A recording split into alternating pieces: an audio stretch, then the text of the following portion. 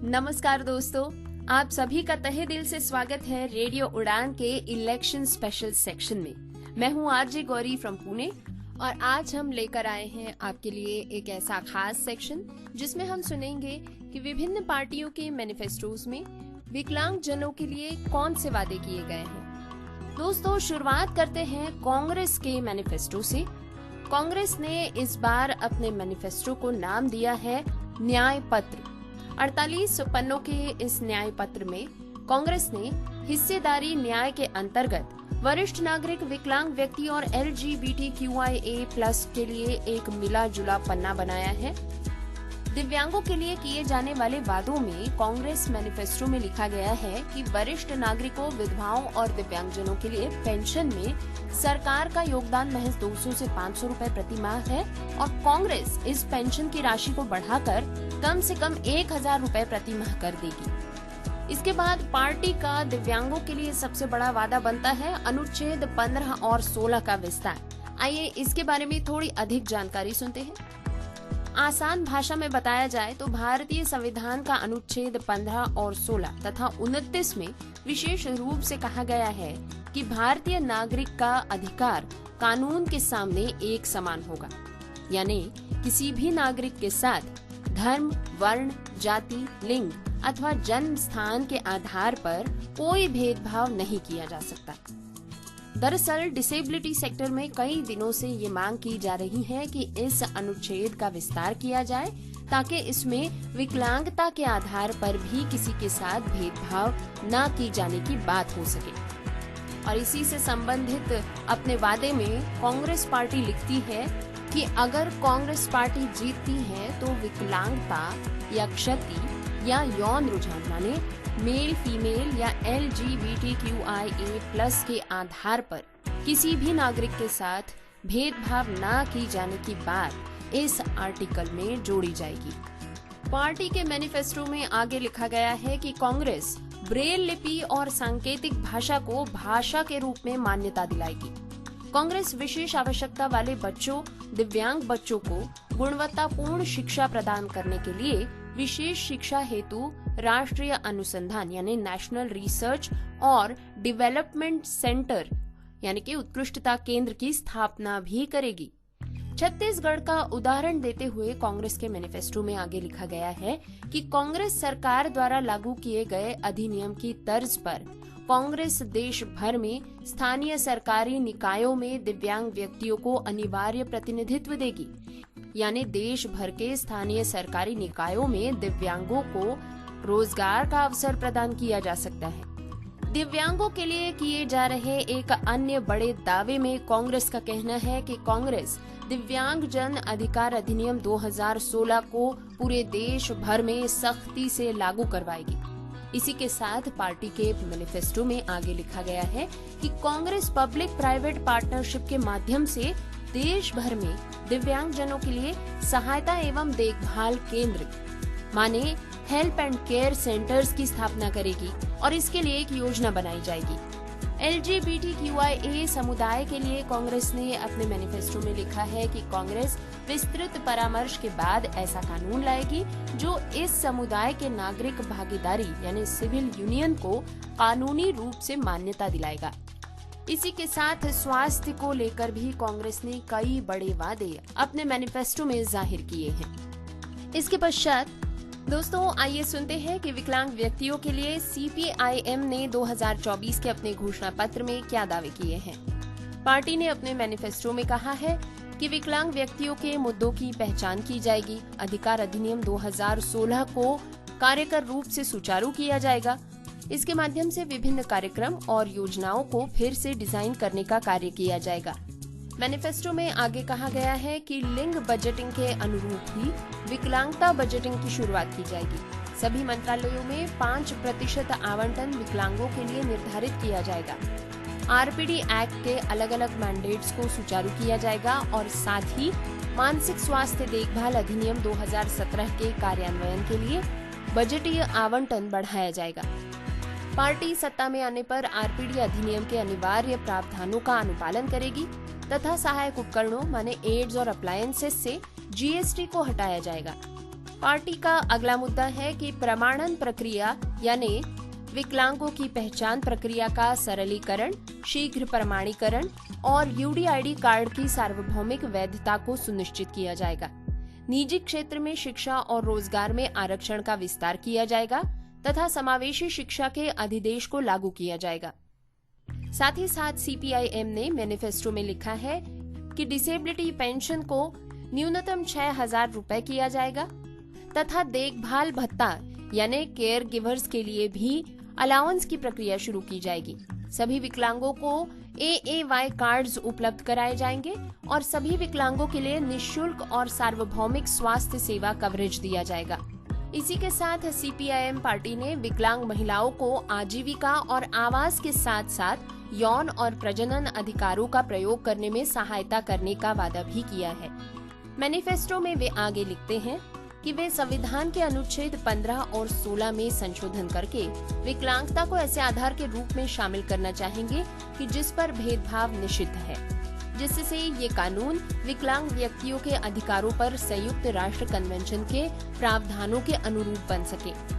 CPIM के घोषणा पत्र में पीडब्ल्यूडीज के लिए इस समर्पित अनुभाग के अलावा भी कई अन्य स्थानों में पीडब्ल्यूडीज का उल्लेख आता है, जैसे कि SC, ST और OBC के लिए निजी क्षेत्र में नौकरियों और शिक्षा में आरक्षण के साथ साथ विकलांगों को भी आरक्षण दिया जाएगा। प्रवासी श्रमिकों, निराश्रितों और विधवाओं के साथ साथ विकलांग व्यक्तियों को भी मुफ्त रसोई जैसे विशेष उपाय दिए जाएंगे।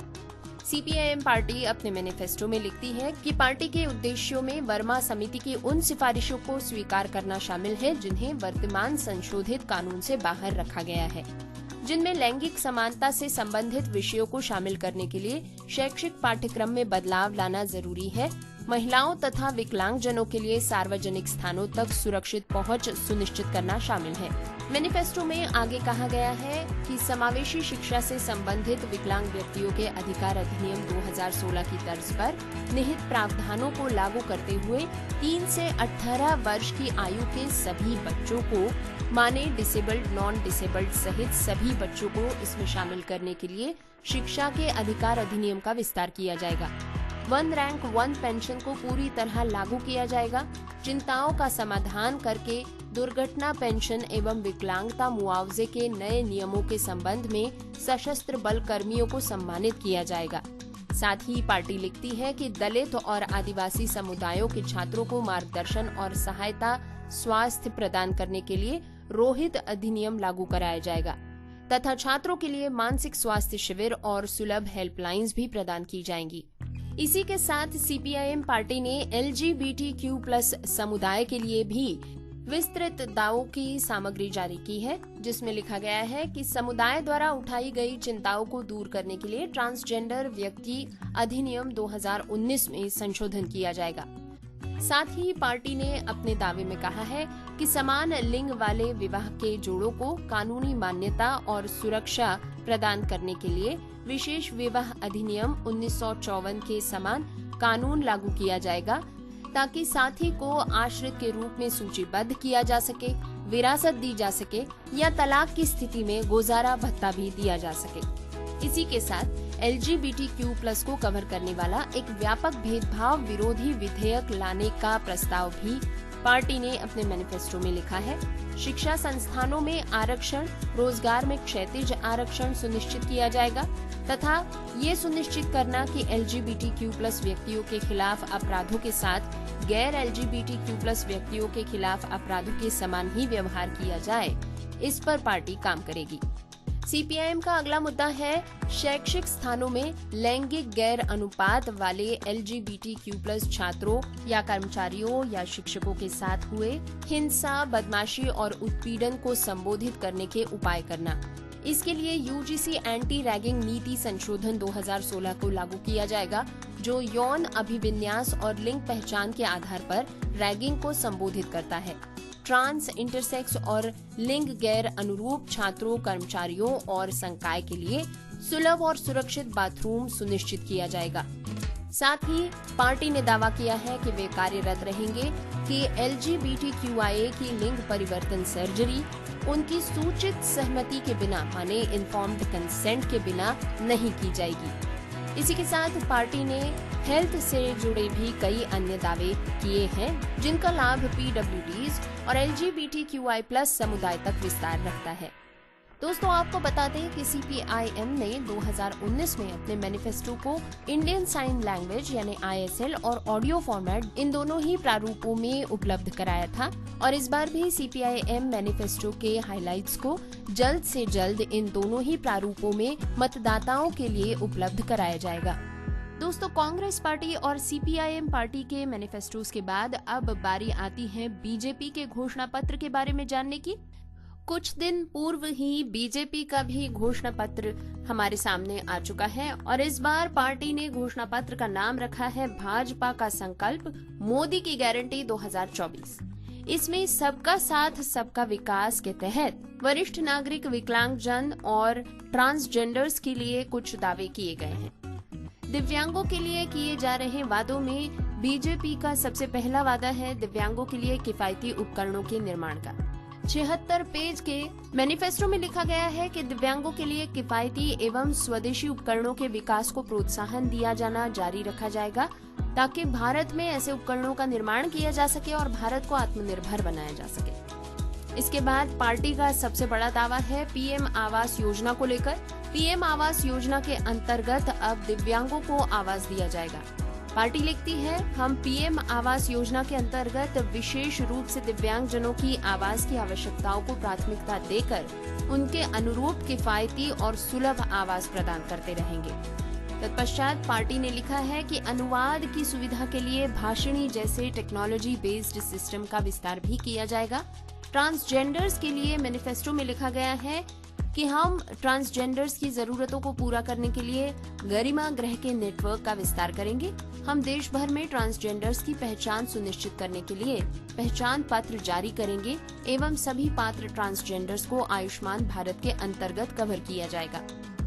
इसी के साथ पार्टी ने स्वस्थ भारत की मोदी की गारंटी के अंतर्गत कई बड़े वादे भी किए हैं, जिनमें शामिल है एम्स के नेटवर्क को मजबूत करना, मेडिकल शिक्षा में सीटें बढ़ाना, आयुष्मान आरोग्य मंदिरों का विस्तार किया जाना, जन औषधि केंद्रों का विस्तार, इमरजेंसी ट्रॉमा केयर मिशन शुरू करना, रोग उन्मूलन के लिए सभी कार्यक्रमों को मजबूती देना, वैक्सीन अनुसंधान और उत्पादन में तेजी लाना। जिसके पश्चात मानसिक स्वास्थ्य सेवाओं में सुधार के हिसाब से मैनिफेस्टो में दावा किया गया है कि वर्तमान में मानसिक स्वास्थ्य सर्वोच्च प्राथमिकता के रूप में उभर कर सामने आया है। हम योग और ध्यान सहित अपने पारंपरिक उपायों को सुदृढ़ करेंगे, साथ ही मानस और मनोदर्पण जैसी मेंटल हेल्थ सेवाओं का विस्तार भी किया जाएगा। दोस्तों, अब बढ़ते हैं CPI के घोषणा पत्र की तरफ, जिन्होंने 34 पन्नों का एक घोषणा पत्र जारी किया है, जिसमें के senior citizens, differently abled and other vulnerable sections के लिए एक पन्ना समर्पित किया गया है। तो आइए जानते हैं दिव्यांगजनों के लिए कौन से वादे किए हैं। पार्टी का कहना है कि विकलांग व्यक्तियों को सम्मानजनक जीवन जीने के लिए प्रभावी नीतियां और प्रावधान किए जाएंगे। मौजूदा कानूनों में उपयुक्त संशोधन लाकर सार्वजनिक और निजी भवन माने कि सरकारी और प्राइवेट ऑफिसेस में तथा परिवहन और संचार यानी ट्रांसपोर्ट में पहुंच को अनिवार्य कर दिया जाएगा, यानी एक्सेसिबिलिटी मैंडेटरी की जाएगी। मैनिफेस्टो में आगे लिखा गया है कि निर्बाध पहुंच के प्रावधानों का अनुपालन न करने पर यानी एक्सेसिबिलिटी के प्रावधानों का अनुपालन न करने पर दंड देने का प्रावधान भी पार्टी करेगी। इसी के साथ विकलांग व्यक्तियों को सम्मानजनक जीवन जीने के लिए राष्ट्रीय स्तर का पेंशन कवर भी दिया जाएगा। विकलांगजनों को लेकर पार्टी का अन्य मुख्य दावा कहता है कि विकलांग व्यक्तियों के लिए सुलभ खेल और मनोरंजक सुविधाओं के कवरेज को भी बढ़ावा दिया जाएगा। स्थानीय अस्पतालों में विकलांग व्यक्तियों को व्हीलचेयर और श्रवण यंत्र जैसे सक्षम उपकरण प्रदान किए जाएंगे। मैनिफेस्टो में आगे लिखा गया है कि संविधान की 8वीं अनुसूची में सांकेतिक भाषा को शामिल किया जाएगा, इसे कानूनी दर्जा दिया जाएगा। साथ ही ब्रेल और सांकेतिक भाषा यानी ब्रेल और साइन लैंग्वेज में साहित्य और पाठ्यक्रम को बढ़ावा दिया जाएगा। दोस्तों, इसी के साथ ही आइए बढ़ते हैं तृणमूल कांग्रेस के मैनिफेस्टो की तरफ। TMC यानी तृणमूल कांग्रेस ने अपना मैनिफेस्टो दीदीर शपथ 2024 के नाम से जारी किया है, जिसमें तृणमूल कांग्रेस ने 10 वादे किए हैं। लेकिन आपको बता दें कि इन 10 वादों में कहीं पर भी विकलांग व्यक्तियों का उल्लेख नहीं किया गया है।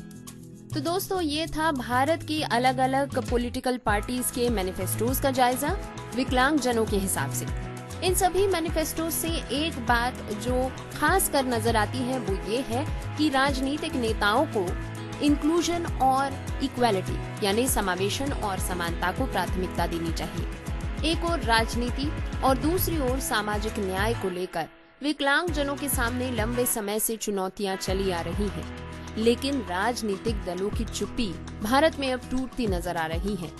भारत की बड़ी पॉलिटिकल पार्टीज ने विकलांग जनों के लिए कई वादे किए हैं, लेकिन देखने वाली बात तो ये है कि इनमें से कितने वादे पूरे किए जाएंगे और कितने वादों का अनुपालन सख्ती से किया जाएगा।